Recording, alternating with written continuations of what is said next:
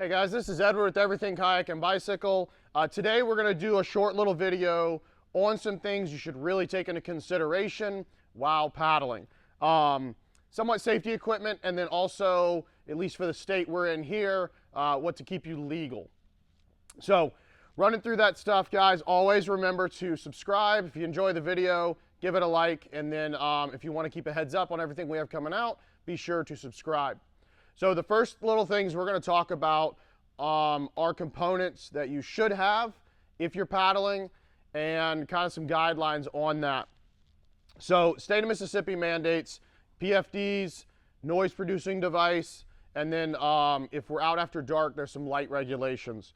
So in options of PFDs, you can always have your standards. This one here, obviously very high vis.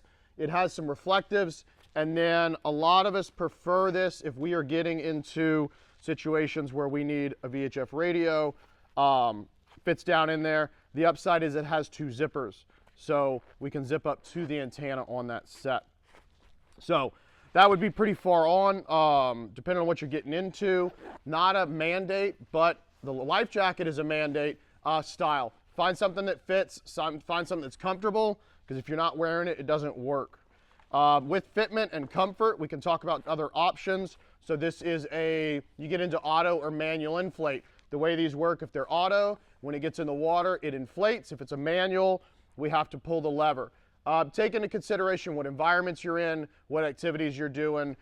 These can be a little less cumbersome. And then for this style of PFD for the state of Mississippi, if this is your only PFD or your primary PFD, you are supposed to wear this at all times while on the vessel. Moving from there, we mentioned light. So if you are out after dark before dusk, remember you need to be conscious of those posted times. Having visible light, there's a lot of details and regulations. What we suggest is a 360 white light at minimum, something over the top. You can see this is on your kayak. It's going to be over your head, so it is visible 360 degrees. The minimum for that is going to be visible up to 2 nautical miles. The other thing you'll run into is a noise producing device. So we suggest a whistle. On a boat, you've got a set battery for your engine, all that kind of stuff. You can do your, there's usually a horn on the boat. We suggest a P-less whistle. There's a lot of options on the market. You want something loud. You want something, doesn't have the piece in it, and then plastic. So a metal whistle is gonna burn your lips if it gets hot.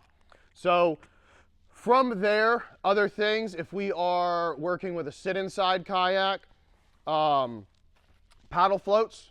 So this is gonna be a rigid float. This is gonna be an inflatable float. If you're not familiar with what these do, we always suggest find a local ACA representative that's doing courses. For your sit-inside stuff. If you want to do a little more, outgoing and a little more expedition type stuff, get some training, get some classes. They'll walk through all that kind of stuff for you. Remember, if you are using an inflatable, we need to make sure that we're checking that on a regular basis before we go paddle. Other little things, so paddle leashes.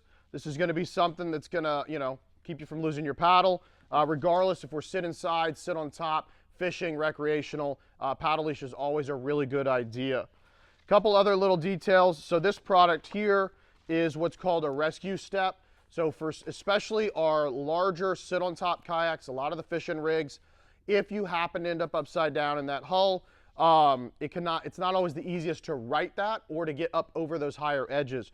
So what this product here does is it has a hand grip and a foot grip. So a stirrup and a handle. It can be attached to the kayak. You can throw it over, flip that boat over if you happen to be in that situation, and then you can use your leg to help climb back into that kayak. The biggest thing we always try and remind people with these is we don't want to store this in a hatch. We want to hook it to the kayak so it's available if you need it. We're not trying to open a hatch and things like that.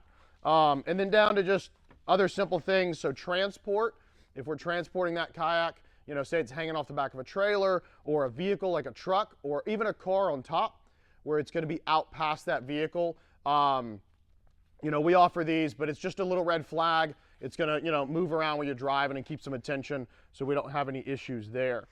from that, you know, a lot of little details. If you're out on the water, just to enjoy that experience. You know, we talk about sunblock, we talk about bug spray, we talk about, you know, wide brim hats so we can, you know, protect the back of our neck. There's a lot of options out there.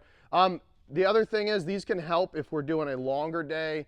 It can also help with the post paddle experience. If we're completely sunburned and eaten up by bugs, you know, afterwards we're just thinking, I don't know if I really want to do that. But those details can come into play and allow you to enjoy that experience.